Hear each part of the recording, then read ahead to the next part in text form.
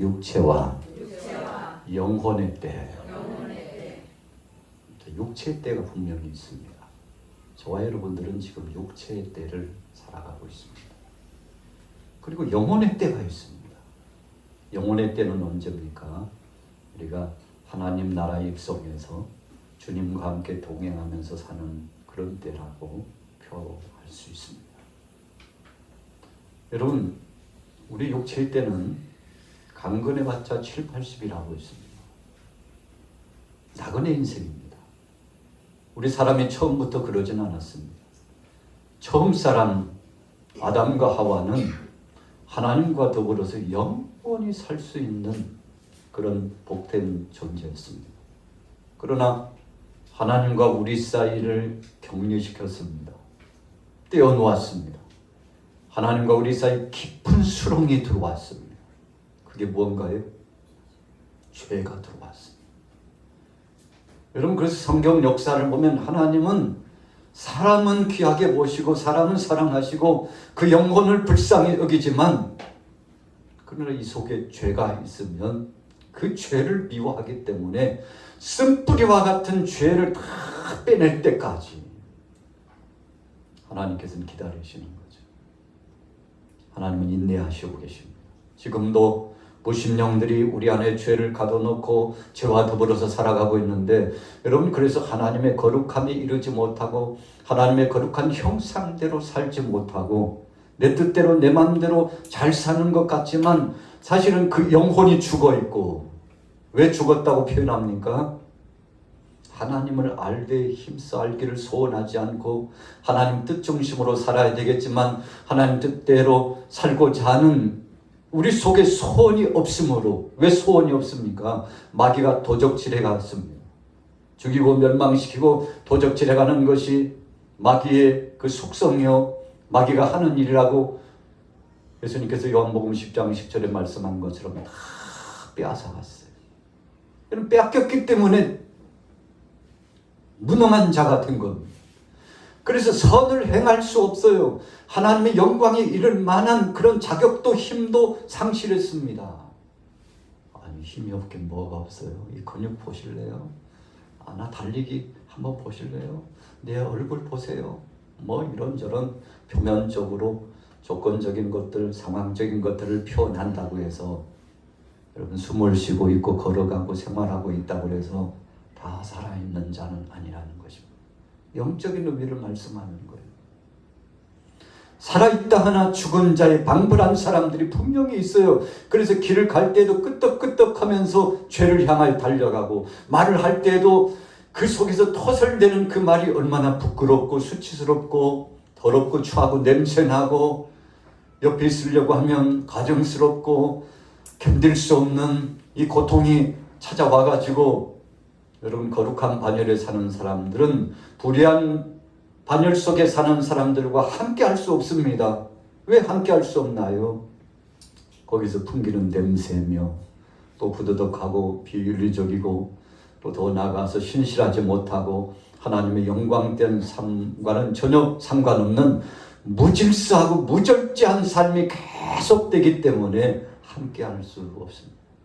함께 멍에를 질 수가 없다는 것입니다. 여러분, 육체의 때를 살아가는 저와 여러분들은 그런 가능성이 다분히 깔려 있습니다.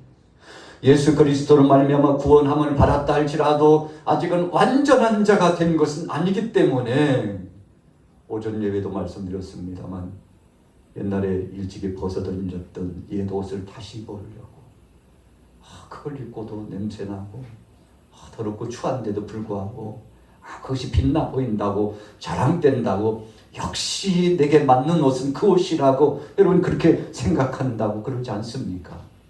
그러나 오늘 여러분들은 육체의 때를 살아가면서도 에녹처럼 하나님과 동행하고 거룩한 반열 속에서 선한 고민, 하나님 뜻대로 하는 근심을 하는 믿음의 사람들 되시기를 예수님의 이름으로 축복합니다. 그래서 이때는요, 언젠가 다 끝나요. 저도 끝나고 여기 함께 하신 여러분들도 다 끝납니다. 목사님, 언젠데요? 아유, 아직 멀었는데요. 절대 그렇지 않습니다. 여러분 이 땅에 올 때는 순서대로 왔지만 하나님 나라에 부름받을 때는 순서가 없다고 그러지 않습니까? 어떤 때는 앞으로도 40년, 50년 더 살아야 될 청년이 뜻하지 않게 하나님 앞에 부름받고 가요. 40, 50 한참 장정인데 하나님이 부르시니까 야 내가 됐어 어서 와 하니까 항명하지 못하고 하나님 앞에 가는 것입니다. 여러분 그래서 여러분들이 나이가 지긋하게 돼서 연로했다고 해서 걱정할 거 없어요. 젊다고 해서 자랑할 것도 없습니다. 여러분 젊은 자나 청년이나 중년이나 노년이나 할 것 없이 주님이 부르시면 그때를 다 접고 가야 되는데 여러분 그래서 우리 인생이 누리지 못하고 그냥 갈 때가 많습니다. 아유 그 고관 안에 곡식이 얼마인데 부자가요 오늘 밤에 네 영혼을 내가 데려가리라 하니까 다 그냥 거기다 놔두고 와. 그거 들고 갈 수 없어. 여기 통과가 안 된다니까. 물질도 내려놓고 재산 등록 목록도 다 그 등기 묻은 분 가지고 와서 먹으려고. 천국에서는 쓰레기와 같은 거야. 그거 쓸모없는 거야. 천국 문에서 다 놓고 들어가야 된다니까. 여러분 그래서 아무것도 가지고 갈 수 없는 벌거벗은 형상처럼 빈몸으로 이 땅에 왔어. 빈손으로 이 땅에 왔으니 다 내려놓고 가는 인생. 너희는 흙이니 흙으로 돌아갈지니라. 그렇게 말씀하시면서 이 땅의 삶을 어떻게 마무리 짓는지를 적나라하게 잘 말씀했죠. 그러고 나면 쇠하지 아니한 영원한 나라가 있는데 천국이 분명히 있는 것을 믿으시기 바랍니다. 우리 같이 따라해 보겠습니다. 천국과 지옥은 반드시 있습니다. 오늘 본문이 다른 주제로 본다면 부자와 나사로예요. 거지 나사로, 가난한 나사로 이름이 기명되고 선포됐어요. 부자는 이름이 없어요. 희한하네. 왜 부자도 이름을 좀 말씀해 주시지. 가난하고 병들고 고통당했던 나사로는 이름을 말씀하시고 왜 부자는 이름을 말씀하지 않았을까? 참 궁금하잖아요. 그러나 궁금한 것에서 끝나야 돼요. 왜 그런가요? 하나님이 당초 말씀을 안 해주셨으니까. 그래서 성경은 의문시대지만 의문으로 끝나야 되는 말씀이 있어요. 주님이 말씀하지 않으면 그날과 그때는 아무도 모르나니 하늘의 천사들도 아들도 모르고 아버지만 아시느니라. 여러분 마지막 때 종말의 때가 아버지만 아시느니라 그랬어요. 하나님께서 말씀해 주시지 않았어요. 우리가 전에도 말씀드렸잖아요. 모르는 것이 약이고 모르는 것이 행복이라고. 하나님께서 2050년도가 끝이다. 그날 12월 31일이 끝이다. 이렇게 말씀해 주셨다면 아마 살기가 고단할 겁니다. 고단할 겁니다. 오늘 저와 여러분들이요. 인생의 무대의 마지막이 2023년도 7월 달이다. 거기서 15일이다. 말씀해 주셨다면 아마 7월 15일 되기 전이 지옥 같은 삶을 살 수도 있어요. 어떤 사람이 그렇습니까? 불안하고 초조하고 죄 많고 하나님 뜻대로 살지 못하고 그리고 하나님 나라 영광스러운 것을 믿음으로 받지 못한 사람은 그럴 겁니다. 그러나 믿음으로 받은 사람은 주여 감사합니다. 천국에 간다는데 미련도 없고요. 더 이상 갈등할 것도 없고 고민할 것도 없습니다. 다 내려놓았사오니 주님 어서 오시옵소서. 나를 불러가 주시옵소서. 그날이 학수고됩니다. 그날이 기다려집니다. 그날만 기대하면서 살아가고 있습니다. 제 얼굴 보이시죠? 미소를 머금고 매일처럼 덩실덩실 춤을 춥니다. 이미 가족들에게 유언해 놓은 지가 옛날이고요. 그날만 고대하고 있사오니 어서 그날을 허락하옵소서. 자, 그렇게 할 분이 몇 명이나 될까요? 그렇게 고대할 분이 몇 명이나 될까요? 믿음의 사람은 그렇게 할 줄로 믿습니다. 할렐루야. 여러분 날짜를 정해 주시지 않은 것이 은혜라는 거예요. 그래서 오늘도 준비하고 내일도 준비하고 왜 날짜를 알려주시지 않았나 제가 곰곰이 묵상해 보니까 예수님이 주신 말씀으로 상통하고 답을 얻었어요. 우리 같이 따라해 보겠습니다. 항상 깨어서 준비할 것이니라. 할렐루야. 여러분, 신앙인들이요, 신실함을 유지하는 것은 늘 긴장감이 있는 겁니다. 운동선수들이 긴장을 풀면 경기 망칩니다. 그래서 경기 직전까지 계속 연습을 해요. 그래서 외출 외박 같은 거 막 제안합니다.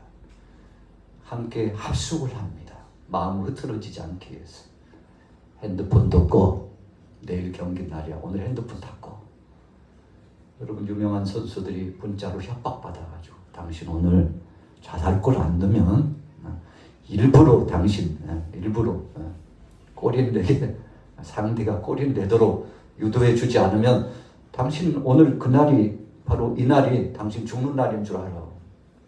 여러분, 운동선수들 중에 유명 선수들이 그런 협박을 받아가지고요, 어쩔 수 없이 상대가 골인 누도록 이렇게 수비를 해야 되는데 하긴 하는데 헛발질을 하는 거예요. 그런 선수들 많았잖아요. 그리고 계좌이 제주, 당신 영상으로 다 봤는데, 이야, 어떻게 그렇게 편하게 그렇게 잘하나? 당신 참 잘한데 이번뿐만 아니라 다음 경기도 그렇게 해줘야 돼. 응? 알았지? 안 해주기만 해봐. 당신 이미 받았다니까. 당신은 이제 함정에 빠졌어. 여러분, 이렇게 협박받는 운동선수들이 많았다고 그러지 않습니까? 이 미혹을 떨치기가 쉽지 않았다는 거죠. 여러분, 그래서 스마트폰 다 정지시키고요. 네, 다 끄는 거죠. 그리고는 경기에 몰입해가지고 혹시라도 심리적으로 그 신상에 문제가 있는 선수가 있으면 감독이 쭉 보고 괜찮지? 문제 없지? 체크하는 거죠.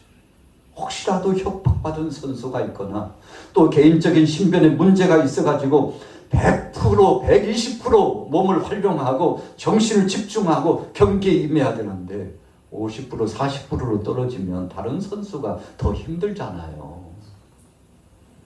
여러분, 그래서 촉각을 곤두세우는 거죠.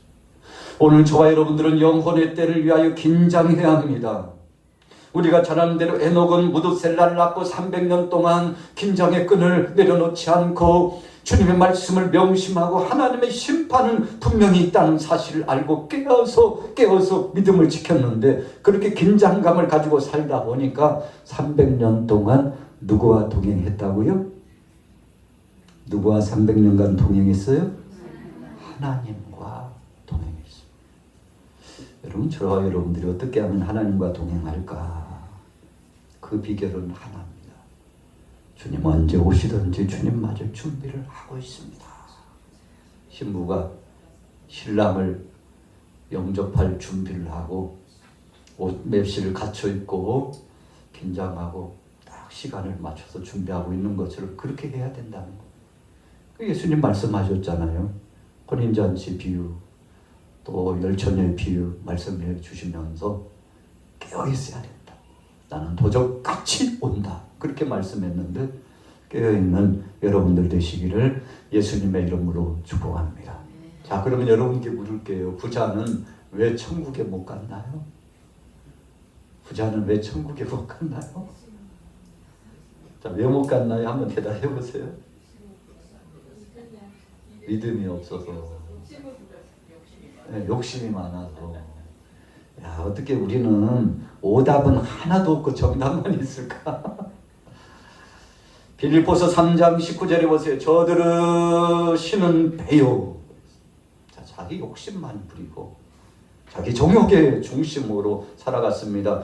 부자는 이름이 명명되지 않고 있지만 저는 모든 세상 사람들, 믿음 없는 모든 세상 사람들의 공통격인 고유 명사격인 그런 칭호를 통해서 주님 말씀해 주셨는데, 야, 누구라고 말할 것도 없어. 다 그래. 너희들 육신의 소욕을 갖고 있는 모든 사람들은 부자야. 그런데 그는 천국에 못 간다.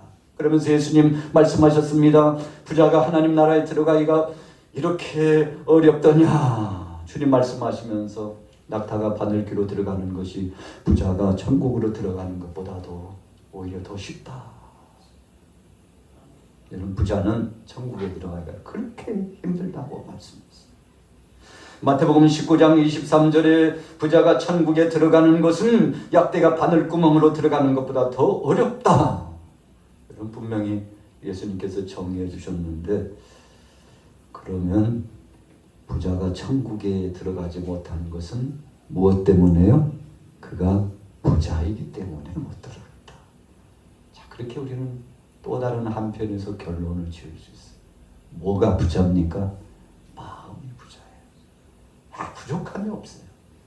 나는 의인이라니까. 나는 천국을 들어갈 1순위로 정해놨다니까. 여러분, 그러면서 모든 것에 부족함이 없고, 그리고 자신은 죄도 없고 자칭 의인이라고 생각하고, 그래서 명예도 권세도 세상의 모든 것은 자신이 다 취하여 누릴 자격이 있으며, 그래서 그것 중심으로 살아갔기 때문에 여러분, 그가 천국에 들어가지 못한 거죠. 여러분, 그래서 하나님의 구속의 은총의 긍휼하심이 필요가 없어요. 하나님이 긍휼히 여겨주신 그 사랑도, 예수님이 십자가상에 못 박에 대신 주신 그 은혜도 부자에게는 절감되지 못했어요. 간절하지 못했어요. 좀 똑똑한 젊은이 하나 왔다가 그냥 죽은 것뿐이지 뭐 그가 메시아인가? 듣지 않으니까 베들레헴에서 태어났고 나사렛에서 성장하다가 뭐 가문이 몫을 하나 어쩌다나, 삶도 참 비참하게 가난하고 지지리도 가난하고 힘들게 살았다면서, 뭐 그 젊은이가 좀 일찍 철이 들어가지고 사람들 앞에서 명언에 말하는데 그렇게 많은 사람들이 모였다나. 그런데 어느 날 골고다 언덕에서 십자가에 아주 비참하게 죽어버렸다나. 따르던 무리가 다 도망가고 예수가 그리스도가 아니라고 부정했다나. 그럼 아마 부자가요, 그런 저런 이야기를 하면서 세상에 믿을 건 이것밖에 없다니까 하고, 물질을 의지하고 명예를 의지하고 권세를 의지하고 나만큼 잘 나가 보라고 여러분 세상 이 모양 저 모양 자랑을 하면서 살았을 겁니다. 여러분, 그래서 그는 천국에 들어가지 못한 겁니다. 주님의 그 속의 은총을 감사로 받아들이지 못했어요. 바리새인이 부자와 같았습니다. 제사장이 부자와 같았습니다. 사두개인들이 부자와 같았어요. 로마 군병과 또 무수한 유다 족속들이 부자와 같았어요. 부족함이 없다고 생각했어요. 천국과 지옥은 없다고 부정했습니다. 여러분, 그랬더니 바로 저가 어느 한순간 하나님이 불러가셨는데, 여러분, 물질 많고 친구 많고 좋은 옷 입어도 아무 쓸데없었어요. 자기를 지켜주지 못했습니다. 명예가 지켜주지 못했습니다. 물질도 지켜주지 못했습니다. 함께하고 있었던 그 무수한 친구들도 이 부자를 지켜주지 못했어요. 하나님이 부르시니까 항명하지 못하고 지옥의 음부 깊은 곳으로 떨어졌다고 분명히 말씀하고 있죠. 소련의 우주인이었던 가가린이 달 탐험을 했습니다. 이야, 참 엄청난 것을 그 당시에는 탐험하고 돌아왔는데, 무슨 이야기를 했는가 하면, 우주 그 어느 곳에도 가봤지만 신은 없더라. 여러분, 공산주의자들은 특별히 무신론주의자입니다. 신을 인정하면 공산주의가 아니거든요. 유물론주의적인 세상의 물질을 의지하고 조건을 의지하고 사람을 의지하고 사상을 의지하는 그런 아주 핵심 집단이기 때문에 신을 늘 부정하죠. 그래서 공산주의가 들어오면 교회부터 없애는 겁니다. 신을 인정하는 그 순간 공산주의는 무너지게 되어 있기 때문에 그러는 것입니다. 하나님 없다고 막 소리치면서 달나라 여행을 해봤는데 거기까지 갔는데도 신은 없더라. 여러분들이요, 하나님 믿는다는 거 다 거짓입니다. 그랬더니 스웨덴의 어떤 어린 소녀가 이 가가린에게 편지를 썼습니다. 우주 비행사 가가린 씨, 나는 당신이 우주 비행을 하고 나서 하나님이 없다고 방송 매체를 통해서 계속 이야기하고 하나님을 부정하는 것을 들었는데, 그래서 제가 당신에게 편지를 씁니다. 한 가지만 물을게요. 당신이 우주 비행을 하는 그동안에 정말 당신의 마음이 깨끗했습니까? 우주 비행을 하는 동안에 당신 마음이 정말 깨끗했나요? 이렇게 물었어요. 여러분, 우주 비행사 가가린이 답을 할 수가 없어요. 이런 어린아이가 하나님이 없다고 당신이 그러는데 당신이 정말 우주 비행을 하면서 마음이 깨끗한 심정을 가지고서 하나님을 찾아봤습니까? 이렇게 물은 거예요. 가가린이 생각해 보니까 내 마음을 내가 깨끗하다고 할 수가 없지. 온갖 잡다한 생각이 나를 지배하고 여러 가지 세상의 정욕이 나를 지배하고 이 소녀한테 부끄러운 거예요. 하나님이 없다고 했던 자신이 부끄러운 것입니다. 세상에 많은 사람들이 이 소녀의 편지글을 통해서 감동을 받은 거예요. 어떻게 저런 용기를 내고 신을 부정하고 하나님을 부정하는 사람에게 당신의 마음이 정말 깨끗해서 깨끗한 심정으로 세상을 보고 그래서 그렇게 봐도 하나님이 없다고 생각해 보셨나고. 그렇게 질타를 가하는데 할 말을 상실한 거죠. 여러분, 그렇습니다. 예수님도 심령이 가난한 자, 마음이 청결한 자는 하나님을 배웠고 하나님 나라에 들어간다고 그러셨어요. 이 어린 소녀가요 묻는 거예요. 당신 주님이 보실 때 마음이 청결한 자가 하나님을 배웠고 하나님 나라에 들어간다고 했는데 정말 당신 깨끗합니까? 이렇게 물은 건데 여러분, 가슴을 치면서 자기 반성하지 않았겠습니까? 여러분, 나사로는 어떤 사람이었습니까? 가난한 사람이었습니다. 질병의 고통 속에서 늘 신음했던 사람 중에 한 사람입니다. 그러나 그럼에도 불구하고 그는 여러 가지 조건부적인 상황이 부족함이 많아도 하나님을 부정하지 않고 하나님을 앙망하고 주님 없이는 못 산다고 하는 소원을 품고 살았다는 것을 예수님께서 비유적으로 말씀하는 거예요. 여러분, 조건이 열악해도 하나님은 살아계시다고 인정하고 그러나 부자는 모든 것을 갖춘 듯 했어도 하나님을 향한 선한 마음을 품지 않고 신령한 마음을 갖고 하나님의 도우심을 청하지 않고 자기 중심적으로 자기 마음대로 자기 뜻대로 살아갈 수 있다고 생각하며 맘몬 신을 숭배했다. 여러분, 어리석은 자가 되었다는 거죠. 그래서 부자가 지옥에 들어간 것. 일본의 기독교가 성장하지 못한 이유를 어떤 사람이 이렇게 정리했습니다. 첫째는 일본의 뿌리 깊은 전통 종교가 복음을 받아들이지 못하도록 막고 있기 때문이다. 그럼 세계에서 잡신이 가장 많은 나라가 일본이라고 그러잖아요. 이 우상숭배 전통이 잡신을 믿는 이 세력들이 믿음을 갖는 사람을 핍박하고 조롱하고 방해하고 있기 때문에 오랜 동안 저들 마음속에 자기 나름대로 모셔왔던 이 잡신을 내려놓지 못하고 그것을 계속 숭배하려고 하고 있기 때문에 여러분, 복음을 받을 수 없다는 것이고 또 한 측면에서는 신은 많을수록 좋잖아. 예수 신 하나 그럼 또 모셔볼까? 이런 셈을 가지고 이런 생각을 가지고 복음을 접하기 때문에 하나님의 영광을 경험하지 못하고 있다. 두 번째로는 여러분, 선교의 대상을 삼을 때 지식층과 중산층과 좀 뭔가 사회 조명 인사급에 속한 사람들에게만 복음을 전하려고 이렇게 차별적인 복음 증거의 행보가 있었기 때문에 일본 선교에 실패했다. 그렇게 정리하고 있어요.